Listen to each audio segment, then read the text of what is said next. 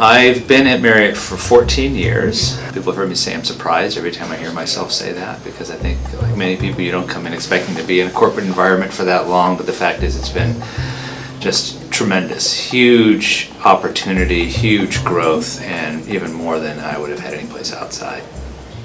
Before that, I was actually 14 years in consulting. First, sort of standard management consulting right out of business school. And then this internet thing happened, and so made the switch over to there in the late 90s, and was part of a large internet consulting house that got very big, and then around 2002 suddenly got very small. But with that was the opportunity to come over to Marriott, like a lot of people did from the company that I was working with. I like to spend as much time as I can with my kids. I have a 10-year-old son and a 13-year-old daughter. And they have very different hobbies. My daughter's into theater, so we go see a lot of performances. And my son is into anything with fangs or fins, which means that I often spend a couple of nights a week when I can with flashlights perusing the creeks and rivers around home and catching snakes and reptiles and other things.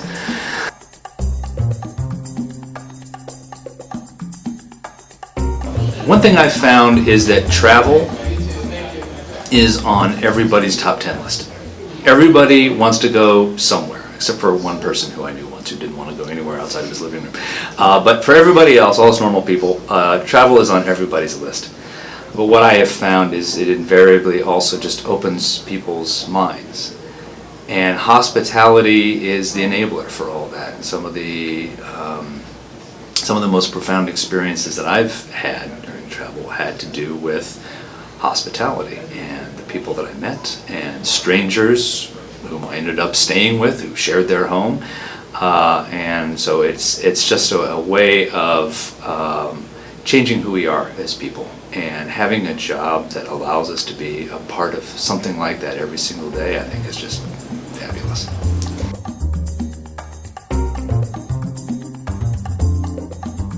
I was 10 years old, and I was backpacking with my mother through Europe. And we were in Greece. We were about halfway through the backpacking trip, and we were soon going to come back to what was probably going to be a fairly mundane, suburban American lifestyle.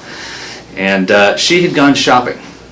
I was back at the hotel, and she missed her bus. So while she was sitting there, a rather scraggly, faintly undershowered man came up and sat down on the bench, and broke up in a newspaper.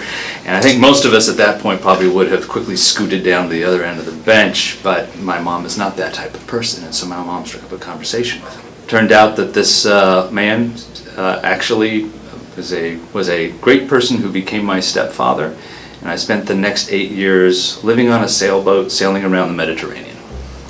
So that was probably the single biggest defining travel experience in my life.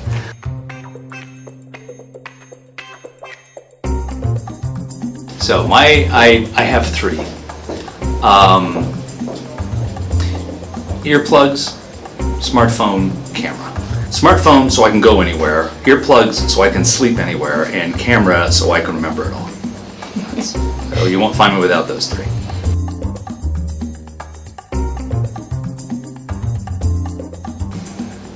I love all of our children equally.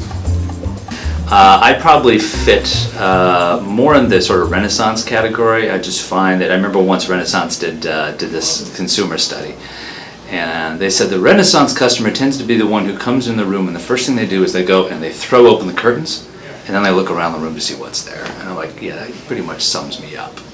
But I have to say, I've had wonderful experiences with Protea and the African Pride brand. A standout was the Ritz-Carlton in Hong Kong, where when you're up at the 110th floor looking down over Hong Kong Harbor, it's just an amazing view. Spring Hill Suites and Town Place Suites, just sort of beautiful design and free waffles. Everybody's happy.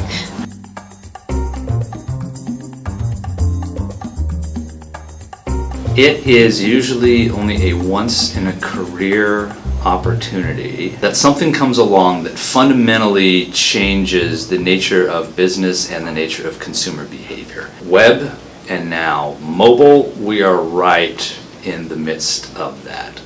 It's sort of a rare convergence of all these things to create a massive wave of disruption. So we are leading a 90-year-old company through that. Not only are we making it, but we're succeeding, and we're succeeding really well. And that just comes down to the work that this group does and how digital is really transforming travel and hospitality in particular. But what gets me excited about this even more is within the next 14 years, the number of travelers is going to double from about 1 billion to 2 billion worldwide. Plus, 72 million people are entering the middle class every year. The first thing they want to do is they want to buy a car. And that's actually starting to taper off. The other thing they want to do, the second thing on their list, is they want to travel. That's where we sit. We are right there. We are right where this massive growth, huge influx into the middle class, and they all want to travel. And now we are the biggest hospitality company, a global brand. And the vast majority of these travelers want to do all this and get it all set up using digital. That's us. We're right there.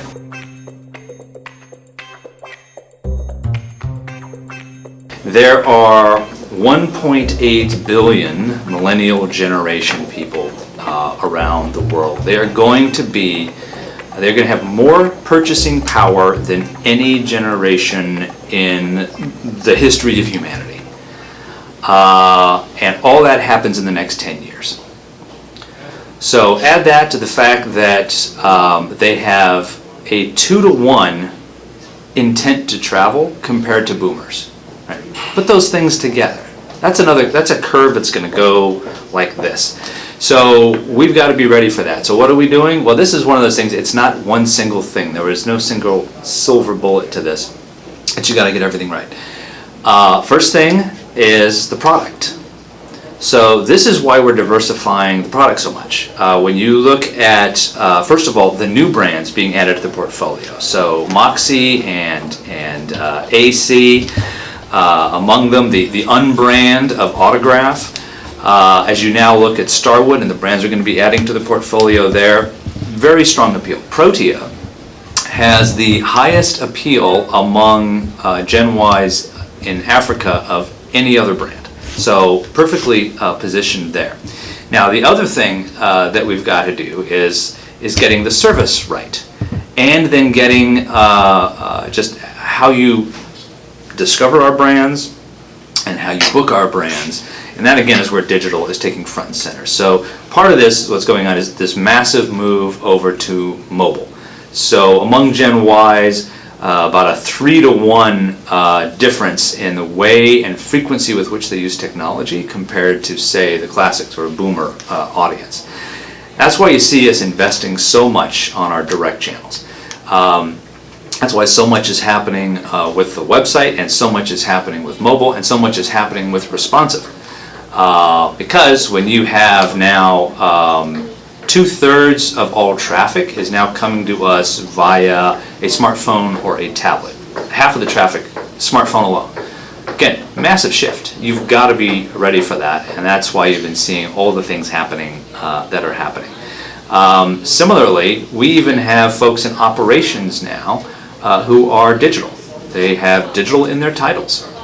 They work directly with us. We're sort of sister organizations now. What used to be the most, I'd say, analog part of the business compared to the most digital part of the business, now they actually come together because they work together to make it happen, because it's not enough to order something, for instance, on the app. It actually has to show up at your room. And that's where this marriage of putting things together is really working. And I think that's a difference that we see across our industry. There's some who get that, some who are struggling with it. But that's how we're going to appeal to this new generation of customer, because the name of the game, put everything aside, it's not margin, it's not market share, it's relevance. We've got to be relevant.